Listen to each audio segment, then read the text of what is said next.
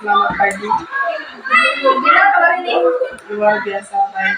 Ya, begini Bu.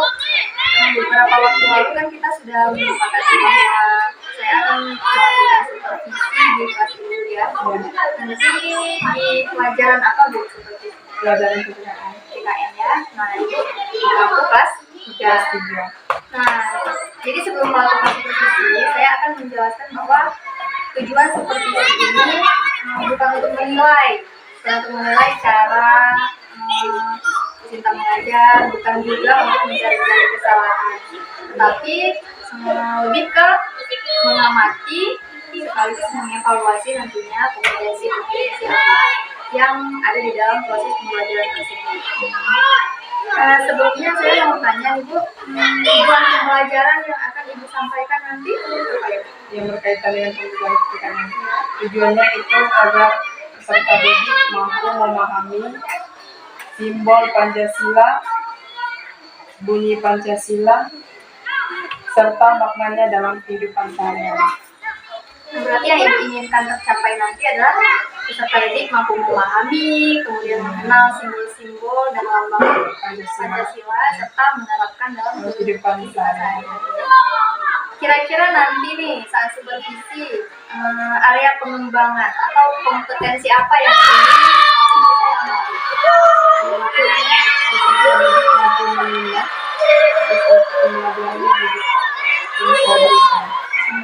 berarti nanti akan saya bisa mengobservasi bahwa peserta didik mampu mendengar yang disampaikan tadi.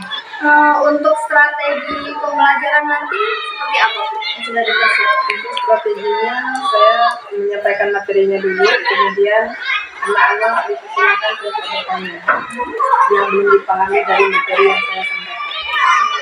Mungkin ada pembelajaran? Ya, setelah memberikan pertanyaan, lalu kemudian peserta didik menjawab, lalu saya memberikan tugas sebagai bukti apakah anak-anak itu sudah memahami atau tidak yang saya berikan penjelasannya. Nanti Ibu mengukur seberapa paham anak-anak terhadap materi yang saya sampaikan. Kalau untuk penilaiannya bagaimana? Untuk penilaiannya saya bisa gunakan untuk anak-anak itu menggunakan penilaian mereka mengerjakan masing-masing. Berarti tugas individu Ya, tugas individu, tidak berkelompok ya. Berarti hanya tugas individu ya.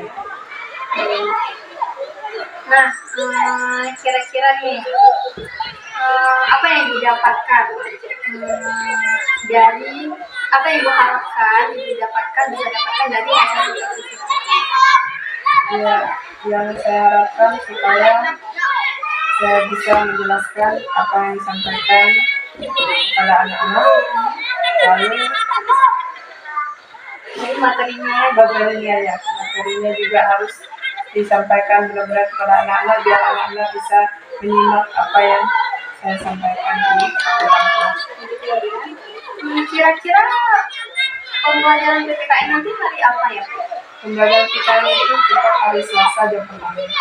Berarti nanti saya izin nih Bu, ketika hari Selasa jam pertama saya masuk di kelas gitu ya.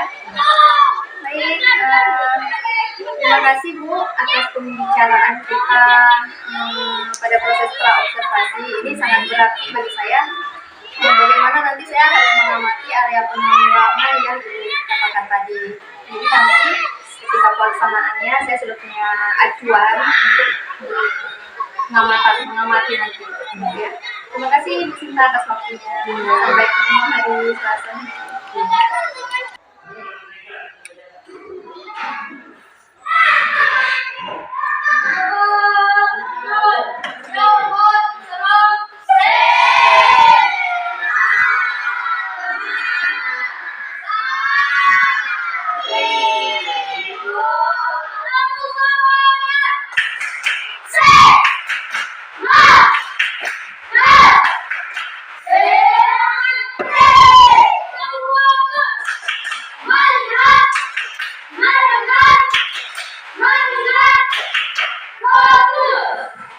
Selamat pagi semuanya.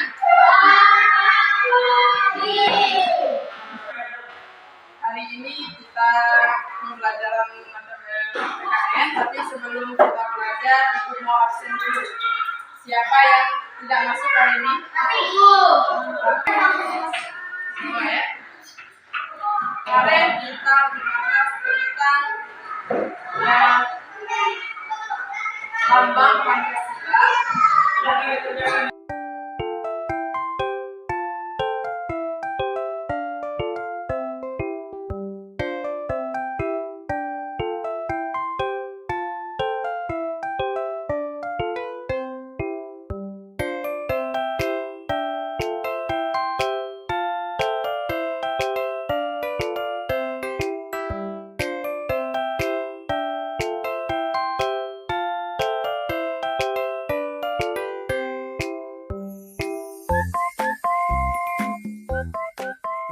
Harapkan dalam kehidupan kalian dari segi belajarnya gimana? Menjelaskan. Coba Rudi.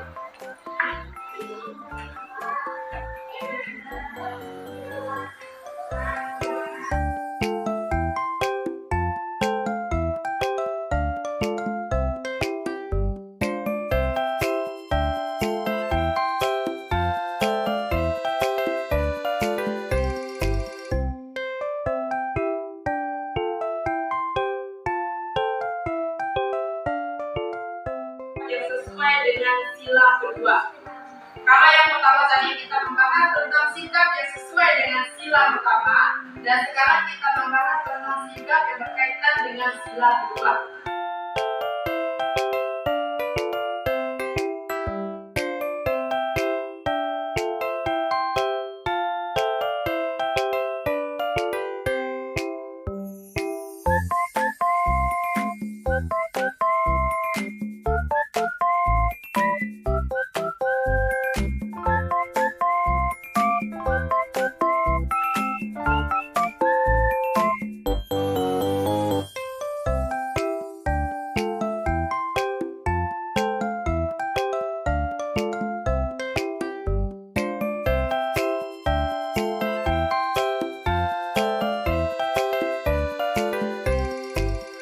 Baik Bu Sinta, tadi kita sudah melakukan proses observasi di kelas Bu Sinta ya dalam pelajaran PKN tadi ya. Nah, gimana nih perasaannya setelah melakukan pembelajaran tadi? Setelah saya melakukan pembelajaran untuk kelas 3, mereka dapat menerapkan dan dapat menjawab contoh dalam kaitannya sehari-hari. Contohnya misalnya dalam sila kedua tadi dijelaskan bahwa pengamalan sila kedua ada 3, yaitu menghormati orang lain, menolong orang lain, dan tidak membeda-bedakan suku. Mereka sudah mampu menjawab pertanyaan yang sudah saya sampaikan. Ya, bisa dipaparkan kembali ya tadi tujuannya seperti apa tujuan pembelajarannya? Tujuannya itu agar peserta didik mampu mengenal simbol Pancasila, gambar Pancasilanya seperti apa dari sila pertama sampai sila ketiga.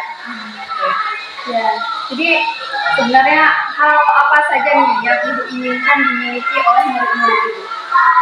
Yang saya inginkan dari murid-murid itu mereka mampu menerapkan dalam kehidupan sehari-hari yang berkaitan dengan sila. Contohnya tadi misalnya dalam kegiatan sila kedua tadi ya, menghormati orang lain, itu bukan hanya terjadi di lingkungan sekolah saja, tapi di lingkungan rumah juga diterapkan juga. Ya, Karena itu berkaitan dengan hal yang baik untuk mereka terapkan dalam kehidupan sehari-hari.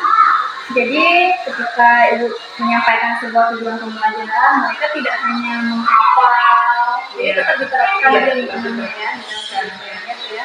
Selain mereka mampu ibaratnya mengenal simbol, dapat dikaitkan dalam kehidupan sehari-hari juga mereka mampu.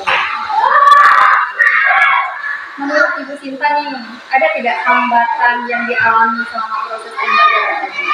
Ada. Yang pertama itu anak-anak tidak berani bertanya, ya, tidak berani mengeluarkan pendapat.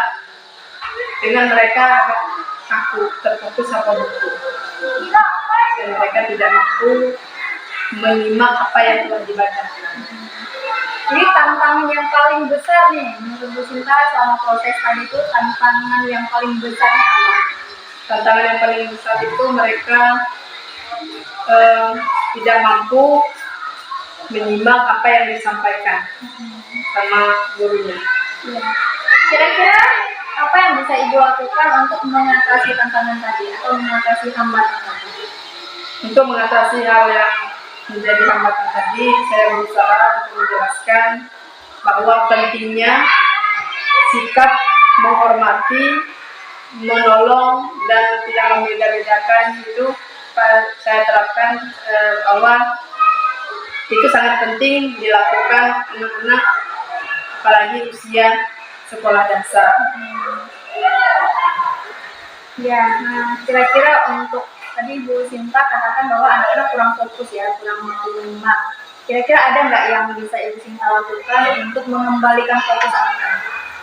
Ya, yang pertama anak-anak itu untuk mengembalikan mereka ke fokus. Yang pertama mereka itu harus fokusnya untuk pembelajarannya mereka harus sambil bermain sambil belajar. Contohnya misalnya ice breaking, melatih fokus mereka. Misalnya kita mengadakan ice breaking sebelum memulai kegiatan pembelajaran. Nah, itu yang bisa diterapkan. Kira-kira nih kapan itu akan memulai penerapan ice breaking, misalnya dalam proses pembelajaran ketika anak-anak sudah mulai kurang fokus? Ibu katakan tadi bahwa bisa diselingi dengan ice breaking, ya kan? Kira-kira kapan nih Ibu bisa memulai memasukkan ice breaking dalam pembelajaran? Ya, misalnya kalau anak-anaknya sudah tidak fokus belajar, misalnya saya menjelaskan, lalu saya memberikan ice breaking dulu biar anaknya fokus. Setelah saya memberikan pembelajaran, pemahaman kepada mereka, baru memulai pertanyaan. Sebelum memulai pertanyaan, memberikan pertanyaan kepada mereka, kita ice breaking terlebih dahulu. Berarti ketika Bu Sinta mengamati anak-anak sudah mulai kurang fokus nih, diberikan ice breaking lagi, ya. Nah, pertanyaan terakhir nih Bu, apa yang Ibu dapatkan dari proses supervisi akademik ini dari awal? Saya memberikan pertanyaan-pertanyaan observasi, kemudian saya observasi sampai saat ini. Apa yang bisa Ibu dapatkan? Ibu tentu ya saya mendapatkan yang pertama itu kekurangan dari murid. Karena dari segi kekurangan mereka itu tidak berani bertanya. Tadi sudah dijelaskan mereka kurang pede juga ya dalam menyampaikan pendapat, dan juga mereka tidak terlalu memahami apa yang telah mereka bacakan. Jadi dari serangkaian proses ini Ibu bisa mendapatkan, bisa merefleksi nanti ya terhadap ketidakfokusan murid, kemudian ketidakpercayaan diri mereka, jadi refleksi untuk perubahan nantinya. Baik Bu Sinta, terima kasih atas partisipasinya dalam rangkaian observasi kita supervisi akademik dari awal sampai akhir. Saya ucapkan terima kasih sekali sudah berpartisipasi dan tetap semangat.